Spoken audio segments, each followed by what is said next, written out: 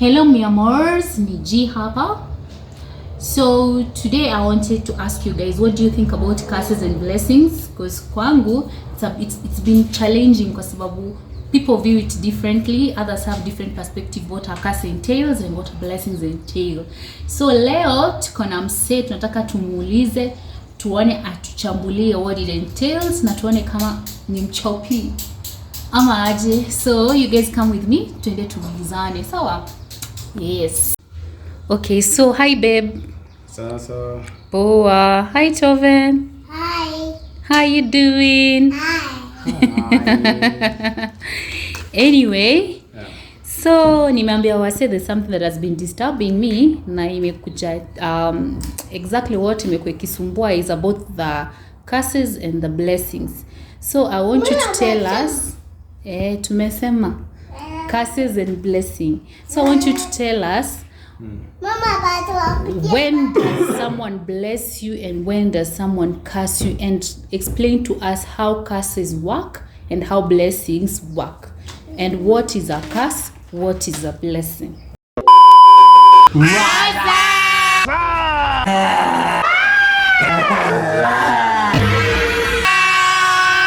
Hi guys, it's Pony here. And this is KJ and Baby G. And welcome back to our channel. This is Everything is Design. And today we'll be talking about blessings and curses. So stay tuned and learn more with us.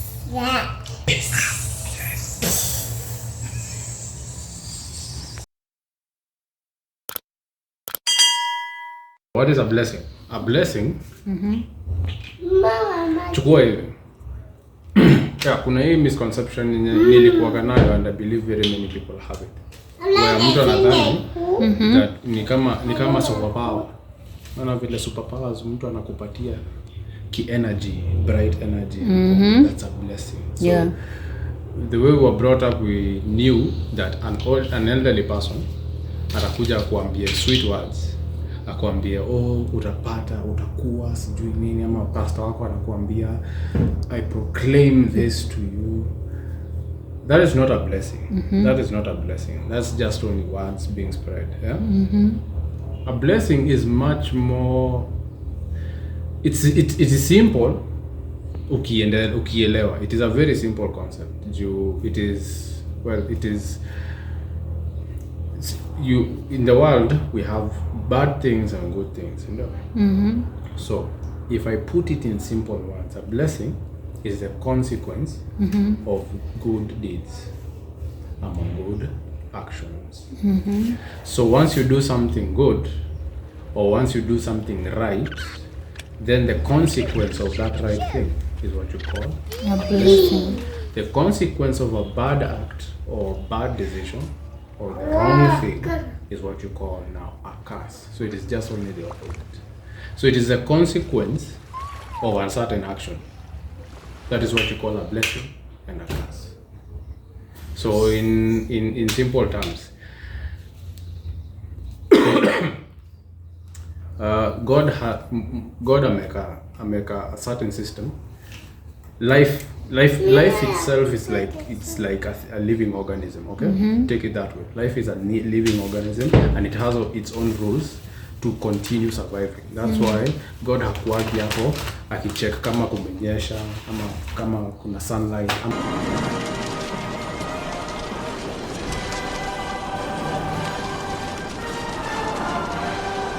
lions zilikula antelope ngapi leo. Kuna kwa na certain laws that life has to follow in order to keep itself sustaining. These laws are supposed to make sure that everything is in balance. Okay? So acts, there are now laws that we are supposed to follow. Acts of kindness, the commandments, do not kill, do not steal, do not whatever. Okay? So if I don't steal from you, that act of not stealing from you, I'm creating a safe community for us. So safety is the blessing. It is the consequence of us not stealing from each other. Okay. Murder, me not killing people, murdering people everywhere, I'm creating safety within this community, within this nation, environment. Yeah. So now that safety is what you call a blessing. But if I choose to steal, then I'm creating an unsafe environment.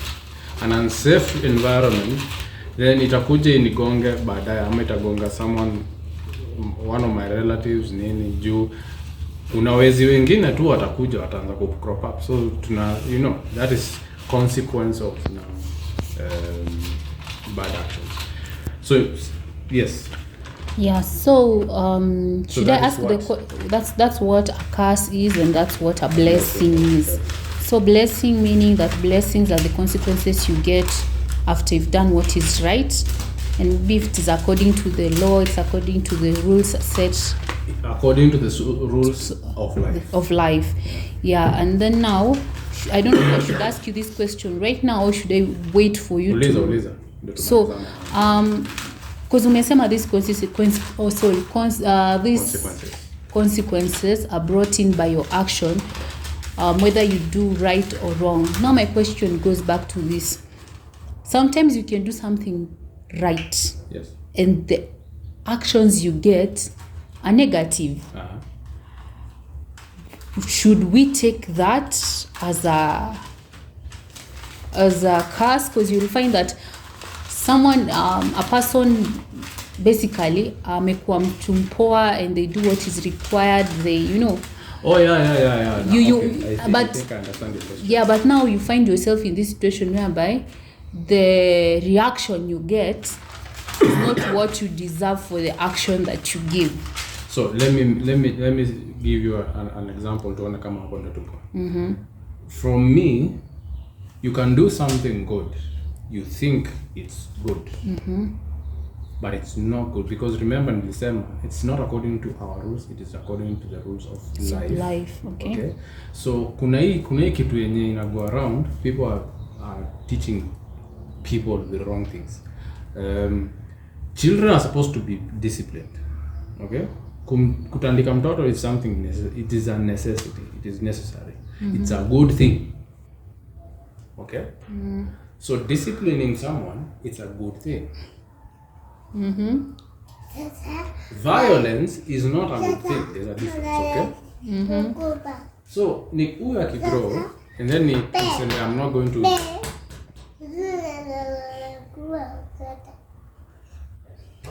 okay, opinion yako tumesikia. Tutaongelea hiyo story. Tutaongea. Sasa if you refuse to take the responsibility of disciplining your child, then the way that child will grow up will be as a result of your mistake. Okay?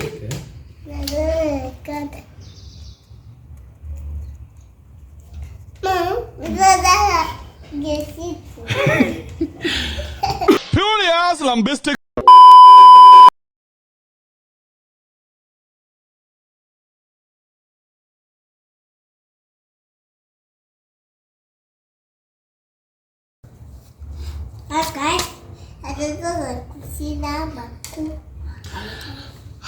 So, mnaweza shika mwizi muamue ati mtamwachilia without disciplining ama bila kumpeleka ku police station, okay? So doing that ati mnamwachilia without any kind of repercussions, that person will go back atarudi tena and he's going to steal from you again because anajua consequences ni gani, anajua nini watu wa kanisa nyia mtu amfanyia kitu yote. You see, now that is evil. That if we're going to speak about that later. There's a difference between good and evil.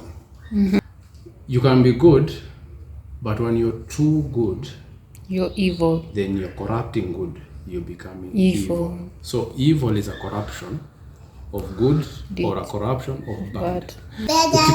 Ukisaidia mtu sana ni nzuri. Like ukimsaidia sana, you're creating a disease, exactly, of dependency. Because huyu jamaa hata hiyo ni unampeleka kwa comfort zone.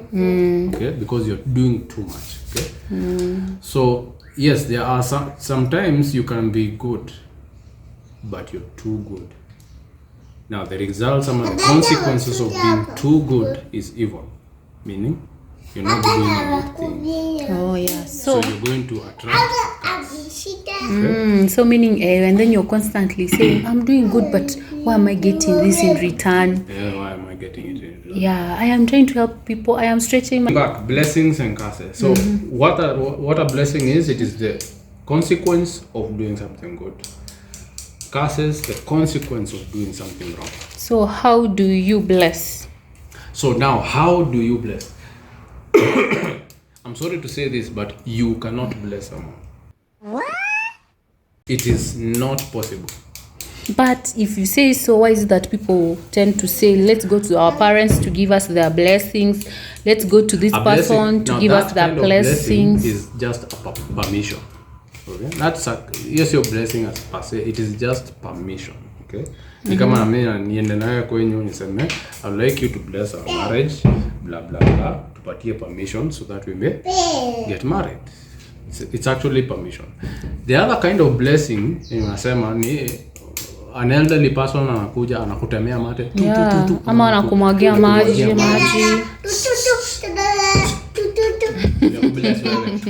Bless wewe.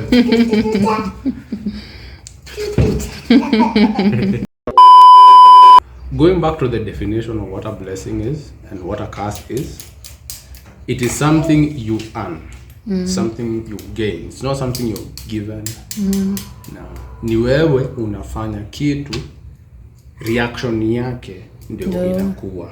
Okay. So someone cannot just come, you are idle, you don't do anything. Wewe ufanya kitu mzuri, hakuna kitu wewe unafanyaga mzuri.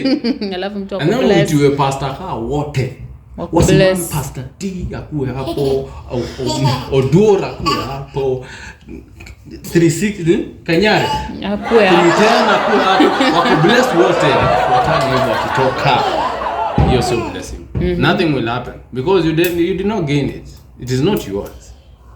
Okay? Yeah, and true. If I can give you an example, even in the Bible, kuna this guy called, the guy who had 12 kids. Okay, Jacob, yes. Israel. He had 12 sons. Yes. Right? Out of the 12 sons, who do we remember? Do we remember Reuben? Do we remember Nani? We only remember a few. Joseph. Judah. Na nani mwingine? Benjamin, because he was the most favored. Alikuwa last born. Na hiyo last born wanapendango ndio maana wakwambia. Yeye alikuwa apendeo kitu kingine because alikuwa last born. But Joseph and Judah are remembered. They are the ones who are most remembered because of what they did, not because of who they are. Judah, I believe, was the fifth born, I think. Fourth and fifth born. Now, the funny story about it, and you can go and read it in the book of Genesis. I think it is the end of Genesis, okay? The last two chapters. When he was on his deathbed, Israel was on his deathbed, Alita sons. That is what fathers used to do. He will call in their sons upon his death so that he may be able to bless them, okay? So, in this case, our firstborn, secondborn, thirdborn, go and read about their blessings. It is a very funny way. By the firstborn, anafaa kupatia firstborn's blessing. Even though sisi tunafungango. Because he is firstborn. But in this case, he did not bless that way. He was blessing them according to who they were, according to their character, according to what they did. And that's what I'm trying to tell you in terms of now blessing. you say that you're blessed because you nimesikia story sana because you're the firstborn. There's a blessing of a firstborn, whereby a secondborn or a thirdborn cannot snatch that blessing from you because you're the firstborn. For example, ile story ya Esau na nani? Na Jacob. Ni Jacob na Esau. Yes. Yeah, following that story. Esau thought that he was entitled to being blessed, apart the firstborn's blessing. But he was tricked out of it. Okay? And why did God allow it? That's the question. Why did God allow that blessing? And yet, it was stolen. Does it mean that God sometimes will allow thieves to steal blessings? Kama anaweza steal blessings. The firstborn. Siwezi hata pesa ni nini? Nothing. Pesa ni nini? But there is more to that story. It's not just that. Esau did not deserve that blessing. So as a firstborn, you need to deserve it. And if umesema no one can bless you, but Yes, you're here you saying... gain. That's what, and the man anasema, if you listen closely. Okay. That's what I'm saying. You cannot be given a blessing. You gain a blessing. That's by why, your actions. By your actions. That's why Esau did not gain the blessing. Because just being born the first one doesn't mean... So meaning even if, let's say for example, babake angembless tu hivyo, afunike macho aseme I'm just blessing him, still he wouldn't be blessed. It wouldn't work. Jacob bado ndo ange prosper in life because of his character. Si hivyo? Yeah, because of his character. Unafanya nini sasa wewe? Kuna nyoda nini? But does blessing mean that you have money? Does it mean that your things are going well in your life? What does blessing mean? What does curse mean? Let's go to the first. What is a blessing? Consequence of doing the right thing. Yes. So at the end of the day, if you do the right thing, then you have a blessing waiting for you. It is just only the consequences of doing the right thing. So in the story of Jacob and his sons, the firstborn, second, third, fourth, hakupata their blessing as the firstborns. But the person who was given the mantle of the family, when it went from the firstborn, from Reuben, I think, from Reuben to Judah. Judah ndo blessed as the firstborn. Because it was evident. Within hata wakiongelelea mambo ya how they were going to punish the person that raped their sister.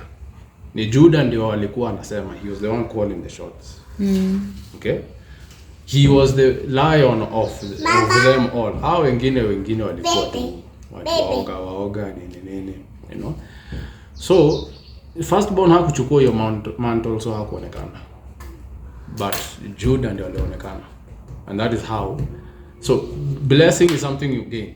So don't worry, or rather do not cower behind the thoughts of men, thinking that they can bless you. Yeah, because I've ever seen it whereby even you see when it comes to sometimes jobs and stuff like that, ule msa anajipendekeza, people think that most likely huo ndo anapatanga hiyo chair, and then unapata these people instead even don't choose that person. Eventually how to choose? They choose the other person who seemed okay, maybe character yake ilikuwa, yes, ama character yake iko inasati very strict. Yes. Yeah. So kusimp imaanisha ati usisimp. Do the right thing at all costs. Do the right thing. All right. So how do you bless? So how do you bless? You cannot bless a person. Okay. In fact, the only reason why elderly people are the ones said to be able to bless you, it's because of this. Age comes with experience. Age, umeona watu, umeona tabia mingi. Kuna tabia zinafanana tu. Kuna tabia tu zinafanananga. Unajua tu huyu ataenda mbali. Huyu anafikia hapa. So because of that experience, because of that wisdom, they are able to tell you the consequences of your actions. Of where your actions are going to take you. That's how they are able to bless you. That is, see wao ndio wana decide blessing. But now I've heard that atao mtu mkubwa akisema you need just to do without questioning.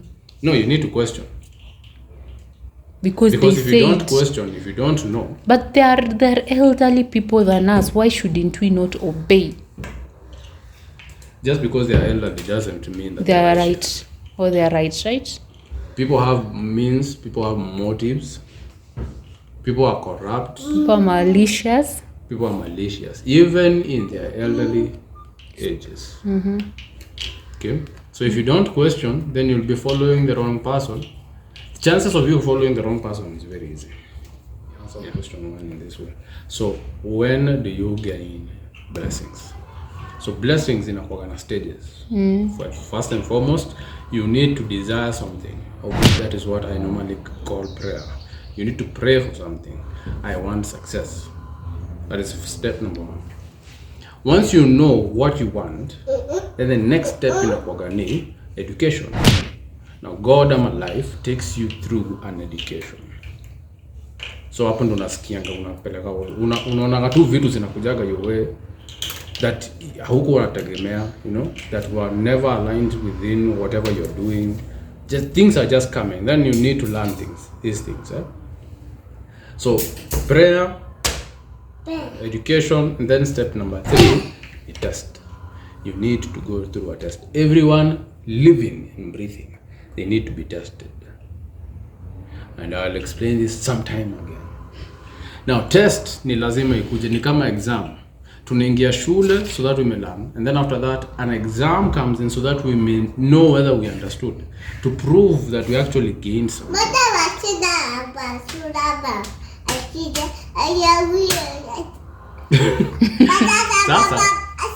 There's one person, one being that is tasked with the responsibility of testing people, and that is Shetani. Bwana mbona nafili kama mimi nikaumbora, kama nikaa kuskuma.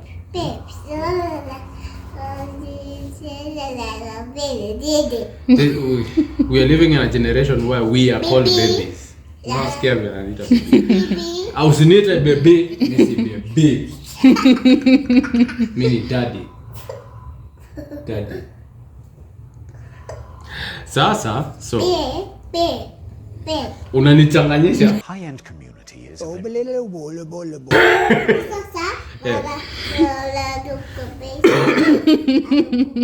So the devil is tasked with the responsibility of putting you to test, okay? So akikutest, ukipita mtihani, sasa ndio penye elevation inaingia. Sasa that is stage number 4. So stage number 1, prayer. 2, education. 3, test, and then elevation. So once you pass, you elevate, but if you fail, you go back to education. Mpaka urudie tena. An example I can give with that is Job. Yes. An example I can give the book of Job. Job, probably kila mtu huomba, and Job was a very righteous person. But why was Job tested? Why was Job put to test? Mungu ndo alituma Shetani. Enda angalia Job. Job is a very righteous person. Abu enda ujaribu. Enda umejaribu. Hivyo ndo alisema enda umejaribu. Huyu jamaa vunjiki. And God knows all. God knows everything that is supposed to happen. So why did he go and send the devil? Kama anajua answer itakuwa hiyo, mbona alituma Shetani? It's because of one thing. It is supposed to happen. So Shetani alikuja akafanya vitu zake, akaput test exam. Paper 1 ikakuja, paper 2 ikakuja, paper 3 akamwambia usimguze nini sword yako.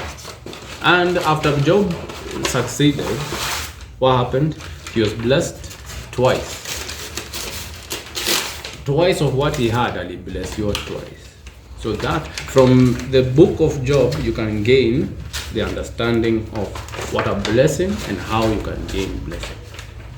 So you need to, hakunaga shortcuts, hakunaga ati unaomba and then blessing ni kesho. No, ni lazima you go through that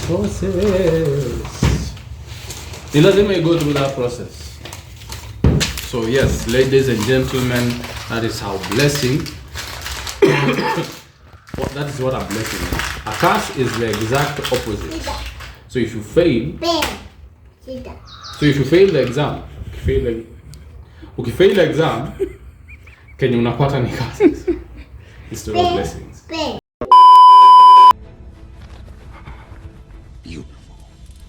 Aya, so guys, mmesikia what blessing and curses entail. So mtu asikushtue akwambie mimi ndo nataka kubless sijui don't give in to those manipulation tactics. Endo usome Bible yako, know exactly, kuna dictionary hapo, go through it, know what a curse is, what a blessing is. Yeah, you should also give us your thoughts on what you think a blessing or a curse entails. Tupendi hizo experiences zenye mmekuwa nazo zenye wase wamekuambia maybe kama imekam kwa ndoa you cannot be blessed, if it is in your school you cannot be blessed, someone, those two weird scenarios ama hizo manipulations zenye wase wapea ndio sasa ufanye vitu zenye maybe you're not, unaona they don't make sense ama they don't add up ama they are not according to what is right in the society. So nyi mtuambie, at least tumeambiwa na KJ hapa about what he thinks a curse is. This is his own opinion and his own thoughts.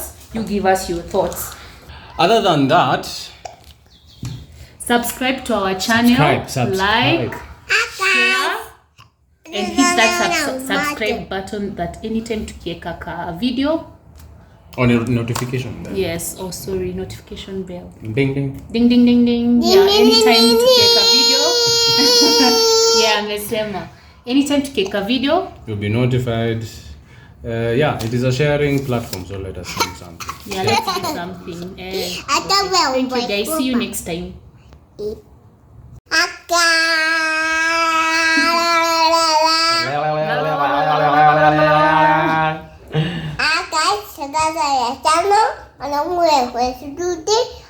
Bye guys. Bye guys. Ameshasema high five. Yay! High five, brother. High five. Yay! Yay! Yay!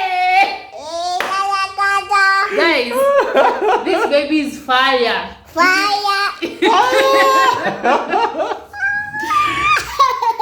Anyway. Our baby is fire.